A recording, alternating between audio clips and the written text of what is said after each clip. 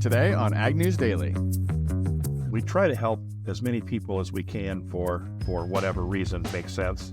And as you mentioned, we are a volunteer-based organization, so we have over 600 volunteers that we can reach out to at any given time from 49 states, and they come willingly and gladly to serve these families when they're going through a rough patch.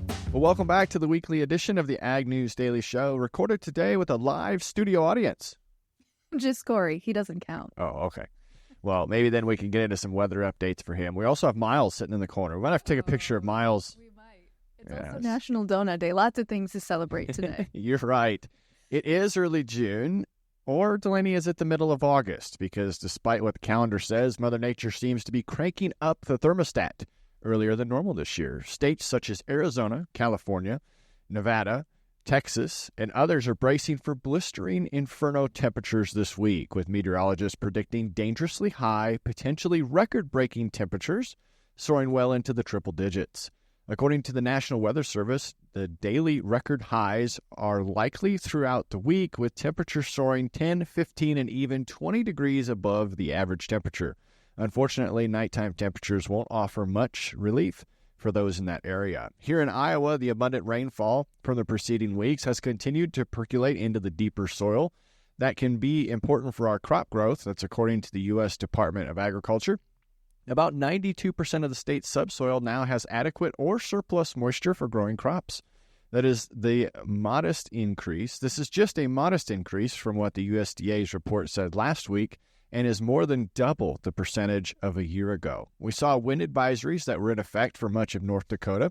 They will be there again this morning, according to the National Weather Service. Winds in central and northwestern counties could be sustained at 30 miles per hour, with gusts of up to 50 miles per hour possible.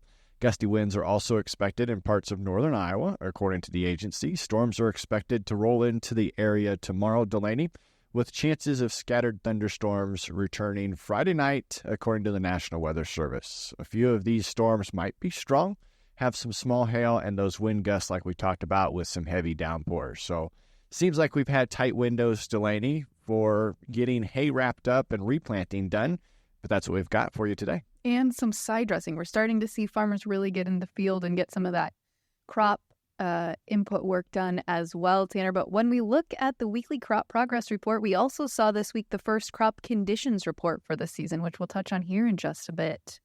This week brought 91% of the U.S. corn and 78% of the U.S. soybeans planted, despite more rain delays in parts of the Midwest and Plains. Corn is now at 74% emerged, and we're starting to see farmers ramp up their side dressing and input applications. Tanner, as 75% of the crop is rated good to excellent, 11% higher than last year's first national crop conditions report in 2023. Soybeans are now at 55% emerged, and taking a look at wheat, 49% of U.S. winter wheat is in good to excellent condition, up 1% from a week ago, with 83% of the crop headed and 6% harvested. 94% of spring wheat is planted and 78% has emerged, faster than average on both, with 74% of that crop in good to excellent condition, 10% more than this time last year, Tanner. But looks all in all like the crops are going in the ground and they're looking pretty good. That's right. And we know it's been a struggle agronomically this year. So here's a segment to hopefully help you out with some tips. It's time for a REDSTAR Daily Update. This is kind of a fun segment style that we're going to roll out here during the summer of 2024 to really help you guys with this growing season, because it's different than any other growing season that we've ever had. So my pleasure to have, I feel like, most of the team from REDSTAR sitting in here in the studio. Welcome. Thank you. Thanks for having us. Why don't we go through a quick set of introductions here just to get the audience familiar with who you are. Brody, why don't you kick us off? We'll just kind of keep going around the table. Yeah, my name is Brody Benton, Regional Business Manager for REDSTAR Fertilizer. Live here not too far from the studio, over just south of Ames, and covering parts of Nebraska, Iowa, Missouri for REDSTAR. Awesome. Thanks for being here. Ryan Molinoff from Nebraska. I own REDSTAR, me and my wife. So we're cold and wet from here to there. So I should have started off with the boss, right? But maybe the real man in charge is Tom, the last one. I don't think so. Tom Stanton. I work with Ryan and Brody, and I kind of manage the Red Star branded business, which is our specialty fertilizer part of the business. So I love it. Thanks for coming in, and I look forward to these segments being a pivotal part of our Friday releases here for our audience. So let's start off with what's going to be different between the 24 crop compared to the 23 crop. Which one of you guys wants to jump on that first question? you mean the fact that we've had more rain in the last 2 weeks than we had all of last year? Yeah, that. Exactly that. That's created, I think, a complete set of challenges, right? I mean, last year we planted the crop, hope we'd get enough rain to get it germinated, get it out of the ground, and now we're trying to figure out how do I get it to push through a 2.5-inch crust. That's right. On its way to the surface. But it's completely different this year versus last year. And from a fertilizer perspective, it's really changed everything that we're looking at. Brody and I were just talking on the way down here. Everything we planned for V4, V5, V6 corn application, you now got to sit and go, I think I need to redo it. Right. Just based on the conditions, And, right now we got corn, V3, V4. It's the ugly duckling stage, as everybody calls it. The seminal root system's there. It's got plenty of water. It's like, I don't have to grow. I can just sit here. I got all the water I need. At the same time, we need nitrogen. We need potassium. We need sulfur. We need boron. We need zinc to get going and growing. And it's not there, right? Or it doesn't have access to it. And until we get those nodal roots out at V6, V7, we're probably not going to get that growth. So there's some things that we need to do right now. Physiologically, we can spray some things on it that are going to jumpstart it and get it growing. And that's kind of what you and I just talked about, Brody. Right. So, a new product of ours called SunFed, high amount of calcium, manganese, magnesium, zinc, but then has, the other things from an iron boron standpoint to drive photosynthetic activity, move those sugars down to the root zone so we can accelerate that formation of sugar and root exudates. So then we have not only just fertilizer there, but the plant pushing those exudates. So we have the biological system that's engaged with the plant too, because between V6 to V14, that's when we make a high amount of our carbohydrates in the plant. And those carbohydrates, we need to conserve them, store them in the plant so they can be put into grain fill. I mean, you look at pretty much every nutrient on the uptake curves that goes into grain, there's a very high percentage that gets translocated from within the plant to that early grain fill. And so the more that we can put into our savings account now, the more that we can use either through that or, be able to go through some of those stressful periods when we have a higher amount of respiration, the plant has to repair itself. So that's why this is one of the most important stages, even though we feel like, it's a small plant, I don't want to go out there and spray it because it's covering a lot of the ground. Well, this is from a hormonal structural standpoint where we can do the most. And one of the things, too, that SunFed's going to do is it's going to increase transpiration. And right now we have all this moisture, so we actually want to respire it, and get it up through the plant and out into the air so that our roots can breathe and get more oxygen. So I think the faster we can do that, and I think, a couple of quarts of SunFed per acre right now is a really, really good option for growers to take a look at to jumpstart that crop and get it growing. Yep. Yeah, I think that's a big factor for what our listeners are dealing with. But I want to know, is there any advantages that we have to having all of this moisture early compared to some of the past crops? So just to Tom's point around transpiration, so think back in 22, 23, we didn't have much subsoil moisture at all, especially you, Ryan, out in Nebraska. I mean, you guys had absolutely nothing. And I use this analogy where, our plant is nothing more than a straw on the ground, and it wants to pull water through it because it's going to pull nutrients through mass flow through that what's called transpiration process. Well, in wanting to drive transpiration, you also have to have moisture in the reservoir. Because if you don't have moisture in the reservoir, it doesn't matter. And it's like my kids sit in the back seat of our car with their big Slurpee drink that they've drank all of it, and then they're just sucking every last bit of it. That's what our plants were like last year. It had that gargling sound. This year, we have subsoil moisture. We can pull tons of nutrients because naturally they're cycling. With heat and moisture, things cycle. And so now is the time when we can really influence that plant from a structural standpoint, but back to that transpiration. That's great. Well, guys, I appreciate you stepping in studio to share some segments with our listeners. This is the first one of many. I'm looking forward to the rest of our spring and summer being full of some great information. So if they want to ask you questions on yourselves, what's the best way for them to look up? look us up on our website, www.redstarne.com. Thank you very much for being here. Right, thank you. Well, there you have it, Delaney, the first segment to help our listeners navigate this growing season. That's right. We'll have more Red Star updates in the weeks to come, Tanner. But taking a look at this week's top headlines, Iowa had its first reported case of highly pathogenic avian influenza in dairy cattle. The Iowa Department of Agriculture and Land Stewardship says that the affected farm is located in a dairy herd in O'Brien County, which is located in the northwest corner of the state. According to USDA's Animal and Plant Health Inspection Service, final confirmation for that testing is pending at the National Veterinarian Services Laboratory, or the VDL lab, in Ames, Iowa. Tanner, I caught up with Dr. Megan Niederwerder from the Swine Health Information Center this week at the World Pork Expo to talk about how this may potentially impact the hog industry as well. So, Megan, given the case of avian influenza that was reported this week in Iowa, we've talked a lot about dairy cattle, we've talked a lot about poultry. Is there an impact for the swine industry as well with this outbreak? Yeah, certainly when avian influenza was introduced into the dairy industry, it came as a surprise. It was the first time that the dairy industry had detected high-path avian influenza in dairy cattle globally. And so when we think about the disease being introduced into a new species, we certainly want to think about how does the risk change to our hog operations in the U.S.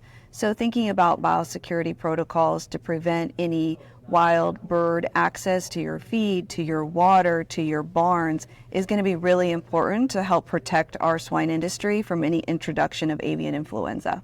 And to date, there has not been the introduction of avian influenza into the hog industry, but that might be a concern going forward. Correct. We have swine influenzas that circulate in our hog populations, but they are not the avian influenza that's currently impacting the dairy industry. So again, when we think about this different clinical presentation, this mastitis that's affecting the dairy industry and reduced milk yield, we want to ensure that our hogs are protected from any influenza coming from that avian population or the dairy industry. Certainly a lot to keep in mind for producers right now. We haven't seen it in hogs yet, Tanner, but that's always something to remain vigilant and keep an eye on. So next week, our listeners can watch that full-length interview where I discuss all things foreign animal disease with Megan. Yeah, that'll be one to look forward to, especially those that are invested in the livestock side of things. We also saw that pork exports have been a bright spot for the pork industry this year. Strong exports are coming from a number of countries and areas, including Korea, Colombia, Central America, and Australia. But the European Union's massive drop in domestic production is also giving U.S. exports a boost. According to the U.S. Meat and Export Federation data, the EU's pork production fell nearly 3 million metric tons from its peak in 2021. Steve Meyer, the chief livestock economist of Ever.Ag, who shared this during a live taping of the U.S. Farm Report at the World Pork Expo, stated, "So this is a major shift in world supply situations with the EU stepping back that far, and it opens some opportunities, especially in Asia, for us, meaning the United States, that we can take advantage of." The EU's pork production is now at the lowest level, Delaney, in nearly 25 years. That strong demand is thanks to trade agreements. When you look at consumption growth in areas of Asia, that's because the Europe's production is being down, according to him, in that interview at World Pork. So lots of good information coming out of World Pork this week. There certainly is. But Tanner, as we turn it over to this week's conversation, I had the opportunity to catch up with an awesome nonprofit organization that some of our viewers may know very well. Farm Rescue's mission aims to support family farmers and ranchers going through a crisis by bringing in volunteers to help keep that farm or ranch going. Let's turn it over to my conversation with Terry Johnston of Farm Rescue. Terry Johnston with Farm Rescue, a development officer. Terry, you've had many lives in agriculture, so I'm sure some of our viewers are very familiar with you and your background being in the ag space for quite a number of years, but you really now have this dream role working for Farm Rescue, and we're excited to learn more about your focuses as the development officer. Thanks so much for joining us on the podcast. My pleasure, Delaney. Thanks for having me. So Terry, for those of our listeners who may or may not be familiar with Terry Johnston, tell us a little bit about your career path that brought you to Farm Rescue. Yeah, now that I'm here, I've told people I think everything that's happened to me in my past prepared me for this role. It's been amazing. yeah, I'm an Iowa farm kid. Grew up on a farm down southwest Iowa, which my brother still farms there, and have an ag business degree. And as you mentioned, spent my life serving and working in a number of roles in ag business development and sales, marketing, and so forth. So I actually came to Farm Rescue through a former coworker who told me about the organization and the fact they had a role for a development officer, and I inquired, applied, and was fortunate enough to be able to join the team just over a year ago. What a fun career path to maybe write out the rest of your career on, because Farm Rescue has such a great mission, and I'm excited to dig into that more today for our listeners. It's a common name, I feel like, maybe in the Midwest, but for those of our listeners who have not heard of Farm Rescue, give us the 10,000-foot history of who Farm Rescue is. Yeah, so Farm Rescue has been around, was founded actually in 2005 up in North Dakota by a farm and ranch kid from North Dakota there, and always had a passion for serving agriculture, and someday wanted to figure out a way to give back to those who were going through a tough time. He, like me, was raised on the farm in the 80s, and wasn't a lot of opportunity then at that time to go back to the farm. So in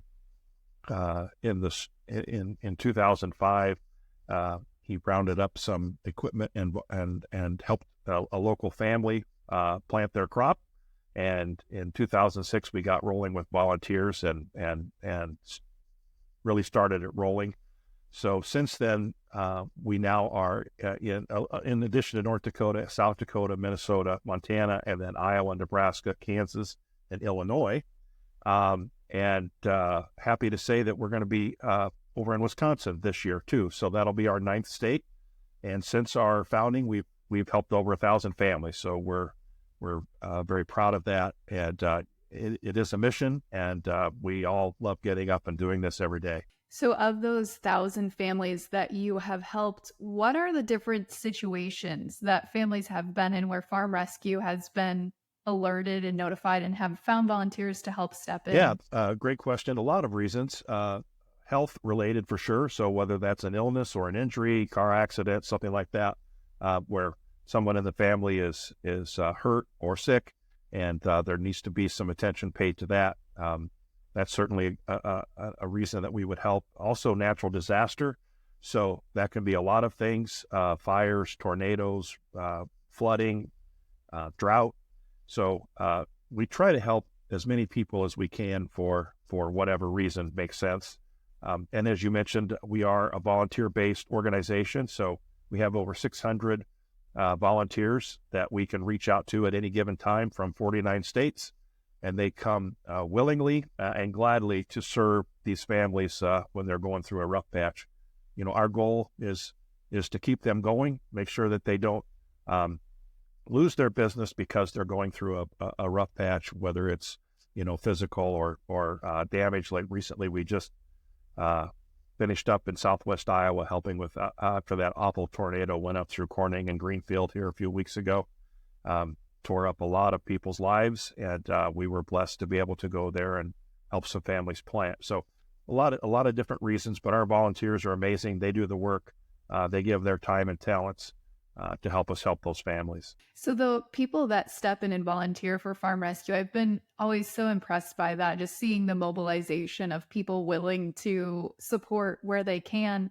Are a lot of the people that volunteer their time and resources farm families themselves, or do you get people outside of the farming community that find an interest and a passion in helping out? Well, we certainly do have current and retired farmers for sure. Even some of those families that we've helped in the past have signed up to volunteer just to pay it back. So that is awesome. We have a lot of John Deere employees. John Deere is one of our primary sponsors on the equipment side there. So a lot of current and retired John Deere employees, but we have folks, men and women from all over the country that are willing to come in and give their time and help those families. It varies. Some will help 2 or 3 days, and we've got folks that will come and stay a month if they need to, go all the way up to the North Dakota border and plant and do whatever it takes to make sure that we get the crop in or out or whatever for the family. That's phenomenal. I didn't realize it would take maybe multiple weeks for sometimes that cleanup effort or helpful effort would take. But I know you mentioned the tornadoes recently here in Southwest Iowa. You guys are also wrapping up an important Operation Haylift that helped with folks dealing with some extreme wildfire and drought conditions. How did the name Operation Haylift come to be, and what was that effort focused around? Yeah, this is not our first one, actually. We've done a number of these. And as you mentioned, in this case, as everyone probably remembers, I guess it was the end of February, beginning of March, there were some massive wildfires in Nebraska, and then as well as Texas, Oklahoma. And so there's been a number of cases where we've enacted an Operation Haylift. In this case, we wanted to help those families whose feed was destroyed by those fires. And so we were asked to help with that effort. We serve Nebraska officially. We don't necessarily serve Texas and Oklahoma, but there was a need. We had volunteers willing to drive the trucks. We have the semis, and we were also blessed with a lot of people willing to donate hay. And so we just put the effort together. And so since then, we've been hauling loads of hay to Nebraska, Oklahoma, and Texas, and helped many families kind of get through till hopefully the rains have come, their pastures coming back, and they've also rounded up other feed sources. So yeah, that's been an ongoing effort, and we're very pleased that we were able to help with that. Now, Terry, when we have natural disasters like wildfires, tornadoes, or you get a family that has some sort of maybe medical emergency, how do you decide when to step in? Does Farm Rescue decide to step in, or do you have to get a nomination to go in and support that community or family? Yeah, great question. So there is an application process, and so that can happen a lot of ways. One, of course, the family can go to our website and fill out an application themselves.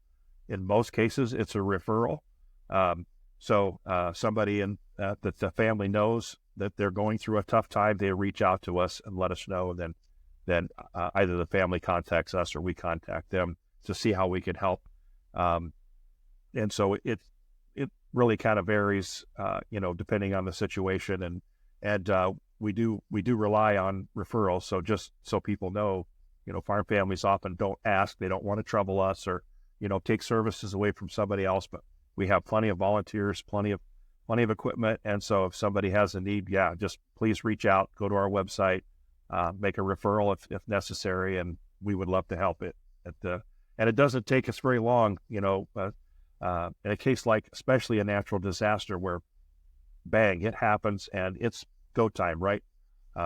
These folks, unfortunately, their equipment was all tore up. They were just unable to plant their soybeans down there in Southwest Iowa. And so we were able to rally a team and actually drove a tractor and planter in from Nebraska, moved it over to there. Volunteers did that. And then we were able to complete planting their beans this past weekend. So just one less thing. I mean, those families obviously had 1,000 things to worry about: vehicles, equipment, buildings. In one case, the house, the hog buildings, grain bins, everything just wiped off the building site. And they're just literally starting from scratch. So they have a million things on their mind, so much to do. And of course, their neighbors were busy cleaning up their own or finishing their own. We often say, hey, well, if I get in trouble, the neighbors will help. And that's awesome. But sometimes they can't, or it's really costing them big time to have to step away from whatever they're doing. And so we are just so glad to come in and help with that effort and get the job done. Absolutely. And I think looking at the history of Farm Rescue, I feel like there was one big moment that really put you guys on the map, and that was the campaign that you had with Busch Light and John Deere. I should have grabbed my can. We've got one sitting down on our wall of trophies in our basement, but that campaign was such a fun one and got people outside of the ag industry involved as well. How did that idea come to be? Well, first of all, Farm Rescue can't take credit for it, that's for sure. Busch Light, actually, this is the 5th year Busch Light has done the corn can for the farmers Farm Rescue campaign. And so don't be shy. If you see the corn can, please buy it and enjoy it. That's part of the campaign fundraising effort that Anheuser-Busch does for us through Busch Light. We so appreciate that. But yeah, I happen to be a big fan of John Deere, and when I saw that case with John Deere tractor plus farm rescue on it, that was very exciting. And you're right, it did get us a lot of attention. In fact, still does. You still travel around and see the posters, a lot of beer signs, a lot of signs in shops and so forth.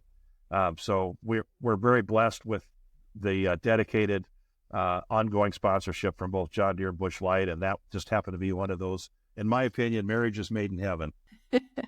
It certainly was. I just remember so many people talking about when those cans first came out, having to get their hands on them or multiple cases. But that really is part and parcel because Farm Rescue is a nonprofit organization. So you have to find ways to help support those families that have natural disasters or health instances that might require funding.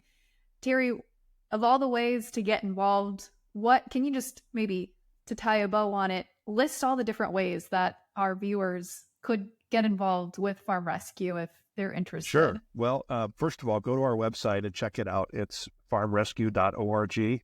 And there's a lot of information there about the families we've helped, about our volunteers. But there's a place there to apply, for example, if you would like to be a volunteer. So you can do that there. You can also refer a family. If you know of someone that needs assistance, you can apply for yourself. You can also donate. As you mentioned, we are a 501c3 nonprofit. So our individual donors and corporate sponsors are the ones that pay for everything. So they help us with our equipment costs, of course, feeding and housing our volunteers and fuel and all that. So, we rely heavily on that. I would say helping us spread the word, Delaney, is so important. We have a marketing team of one. So our resources are limited as to how much we can do and where we can be and the funds donated to that. So follow us on social media. Please share our stories. We're on Facebook, LinkedIn, Twitter, Instagram. So I probably missed one, but it's kind of exciting. John Deere put together a really cool video a year ago when we were helping our 1,000th family with wheat harvest, and so they put that video out. So go look for that. That's really cool. It's really well done. And again, we can't thank them enough. But if you're willing to help spread our message, share our post and so forth through your social media network, and make sure that the families that know we're here. We can't help people if they don't know about us. And so that would be awesome if people could help us spread the word. Absolutely. Terry, I saved the best question for last. You guys are almost now at your 20-year mark of the organization. What do you think year 20 and beyond brings for Farm Rescue? What kind of goals do you have your sights set on? Well, certainly we want to serve well and serve more folks that are in our current 9-state area, but we do want to grow bigger. We do want to cover more ground, and that's going to require more sponsors and more volunteers. We are looking forward to celebrating our 20th year next year, so we're very excited about that. I would predict that our next 1,000 is going to come much quicker than the last 1,000. Obviously not because we hope more people have problems, but more people are aware, and we're able to help more folks in the coming weeks, months, years. So we're very excited about that. We have a new leader coming in, joining us here in a week or two, Nate Clark. We're very excited about that. Was formerly with the John Deere Foundation, so he's very familiar with Farm Rescue and who we are, how we do things. And so we're very excited to have Nate joining us on the team as well. So we're looking forward to that. Well, a lot of big things ahead, Terry. Thank you so much for joining us on the podcast today, and appreciate your time sharing the history of Farm Rescue. It's my pleasure, Delaney, as always, and thanks for helping us tell our story. Well, Terry, that was a fun conversation. I know you have a conversation starter here you're wearing as well. That's right. It is certainly. Trade Mutt is a really fun company. Go look them up, and they support mental health and agriculture as well. Well, lots of good causes to get behind. But as we take a look at this week's holiday-shortened week, we finally saw some higher futures on Thursday. After 7 consecutive days of losses in corn and soybeans, Thursday's trading session brought double-digit rallies to cover short positions in both those two markets. Angie Setzer with Consus Ag, a.k.a. the goddess of grain on X, says the question now is if this is a change in market attitude or simply a dead cat bounce in a weaker market. Behind the soybean market rally this week, soy oil premiums in Argentina reached their highest point since July of 2022. Argentine sources cited several factors for a tighter soy oil supply outlook, especially for nearby loading months, including a slower pace of farmer sales amid the delayed soybean harvest and higher operational costs due to the lack of natural gas available right now in Latin America. That's right. And looking ahead to next week, Delaney, the June WASDE report is due out next Wednesday. A big question surrounding the report is whether or not the USDA will adjust corn yield down from last month's 181 bushels per acre due to wet conditions, even though planting has been on pace. There are also questions looming about the expected demand from China, as they've continued to indicate that they will book sales from our Latin American counterparts. Export sales for the holiday shortened week ending May 30th were mixed, and red meat export sales were down on the holiday shortened week as well. Beef sales came in at 14,500 metric tons, an 8% decline from the prior week. Pork sales for the week were down 33% at 29,900 metric tons. Of this, nearly one-third was sent to China. Pork exports slipped 1% compared to the week prior, Delaney. Well, lots of pork news this week, Tanner. That was pretty unintentional. It just happened to work out well with the World Pork Expo this week. I think a lot of news sources were attending the World Pork Expo, which is probably where a lot of their news came from as well. But stick around for next week. We will have less pork and more... What else should we include? Maybe we can have some CTO updates as far as John Deere goes. We may have some updates. We'll certainly find out. That would be great. But thanks again for tuning in. Find us on social media. Leave your comments and feedback. And if you've got somebody we should interview, make sure you let us know. But what do you say, Delaney, for today? Let's let him go. Let's let him go.